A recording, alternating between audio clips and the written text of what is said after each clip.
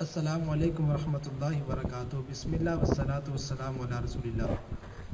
محترم ناظرین کرام، رسول اللہ صلی اللہ علیہ وسلم نے ارشاد فرمایا، کل قیامت والے دن جب انسان کے نامہ اعمال تولے جائیں گے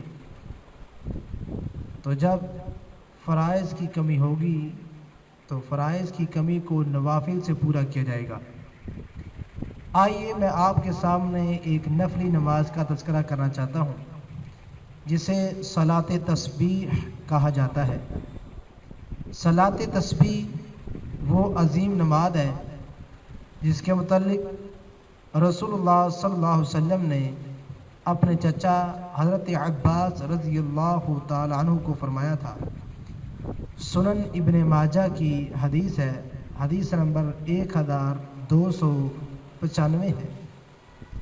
آپ نے ارشاد فرمایا، یا عمی، اے میری چچا جان، میں آپ کو ایک ایسا تحفہ دیتا ہوں، اگر آپ اس تحفے پہ عمل کریں گے تو اللہ رب العزت آپ کے سابقہ آئندہ چھوٹے بڑے تمام گناہوں کو رب العزت معاف فرما دیں گے۔ پھر نبی اسلام نے فرمایا کہ میں آپ کو وصیت کرتا ہوں کہ ہو سکے آپ اس نماز کو روزانہ پڑھا کریں، اگر روزانہ نہیں تو کم از کم ہفتے میں ایک مرتبہ پڑھیں، اگر ہفتے میں نہیں تو کم از کم مہینے میں ایک مرتبہ ادا فرمائیں، اگر یہ بھی نہیں تو کم از کم سال میں ایک مرتبہ، اور اگر یہ بھی نہیں تو کم از کم اپنی ساری زندگی میں ایک مرتبہ آپ اسے ادا فرمائیں۔ پھر نبی علیہ الصلوۃ والسلام نے اسی صلاۃ تسبیح کا تذکرہ کرتے ہوئے طریقہ بتایا۔ حضرت عبداللہ بن عباس بیان فرماتے ہیں کہ اس نماز کی 4 رکعات ہوں گی، اور پڑھنے کا طریقہ یہ ہے کہ ایک تسبیح ہے، سبحان اللہ والحمد للہ ولا الہ الا اللہ واللہ اکبر۔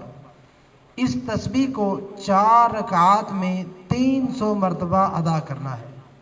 پڑھنے کا طریقہ یہ ہے، اللہ اکبر کہنے کے بعد آپ ہاتھ باندھ لیجئے، سبحانک اللہم و بحمدک و تبارک اسمک و تعالی جدک و لا الہ غیرک، یہ یا اللہم باعد بینی و بین خطایایا، یہ دعا پڑھنے کے بعد سورۃ الفاتحہ کے بعد کوئی اور سورت ساتھ ملانے کے بعد پھر یہ آپ نے 15 مرتبہ یہ تسبیح پڑھنی ہے، سبحان اللہ والحمد للہ ولا الہ الا اللہ واللہ اکبر۔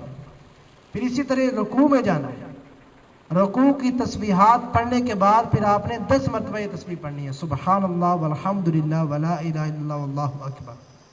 پھر رکوع سے اٹھنا ہے، آپ نے دعا پڑھنے کے بعد پھر یہی کلمات کہنے ہیں، سبحان اللہ والحمد للہ ولا الہ الا اللہ واللہ اکبر، اور یہاں بھی آپ نے 10 مرتبہ کہنے۔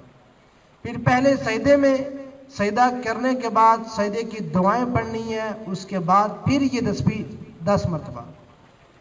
پھر پہلا سجدہ کرنے کے بعد جب بیٹھنا ہے وہاں پہ دعا پڑھنے کے بعد پھر 10 مرتبہ یہی تسبیح، سبحان اللہ والحمد للہ ولا الہ الا اللہ واللہ اکبر۔ پھر دوسرے سجدے میں، پھر دوسرے سجدے سے اٹھنے کے بعد اور دوسری رکعت کے لیے اٹھنے سے پہلے آپ نے بیٹھ کر 10 مرتبہ یہ تسبیح پڑھنی ہے، سبحان اللہ والحمد للہ ولا الہ الا اللہ واللہ اکبر۔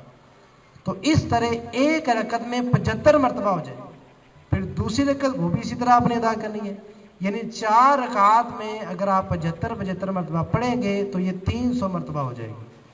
تو یہ ہے صلاۃ تسبیح کے پڑھنے کا طریقہ۔ تو میں اس کے ترجمے کی طرف آپ کو ایک مرتبہ پھر توجہ دلاتا ہوں۔ سبحان اللہ کا مطلب ہے اللہ تو پاک ہے، اللہ تو ہر چیز سے پاک ہے، اللہ تو ہر عیب سے پاک ہے، اللہ تو اولاد سے پاک ہے، اللہ تو بیوی بچوں سے پاک ہے۔ سبحان اللہ والحمد للہ، اللہ ساری کائنات کی جتنی تعریفیں ہیں مالک کی کائنات وہ تیرے لیے ہے۔ سبحان اللہ والحمد للہ ولا الہ الا اللہ، اللہ تیرے علاوہ الہ کوئی نہیں، معبود برحق کوئی نہیں، واللہ اکبر، اللہ سب سے بڑا ہے تو تو ہے، اللہ تیرا نام بڑا، تیری ذات بڑی، اے اللہ تیرا علم بڑا، تیرا علم وسیع، ہر چیز، اے اللہ ساری کائنات کی ہر چیز چھوٹی ہے، اس ساری کائنات میں اگر ہر کوئی چیز بڑی ہے تو اللہ وہ تیرا نام بڑا ہے، تیری ذات پاک بڑی۔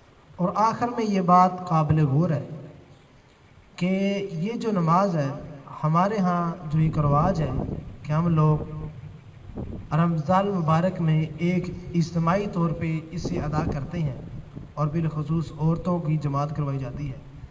تو اس نفلی نماز کی جماعت کروانا نہ صحابہ سے ثابت ہے نہ رسول صلی اللہ علیہ وسلم سے ثابت ہے. تو یہ ایک انفرادی نماز ہے جیسے دیگر نوافل ہوتے ہیں.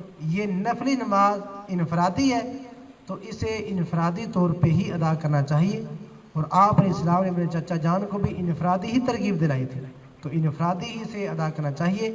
اللہ تعالی ہمیں اس نماز کو ادا کرنے کی توفیق عطا فرمائے اور اس نماز کی برکت سے اللہ ہمارے صغیرہ کبیرہ چھوٹے بڑے سابقہ آئندہ اللہ تمام قسم کے گناہوں کو معاف فرما دے.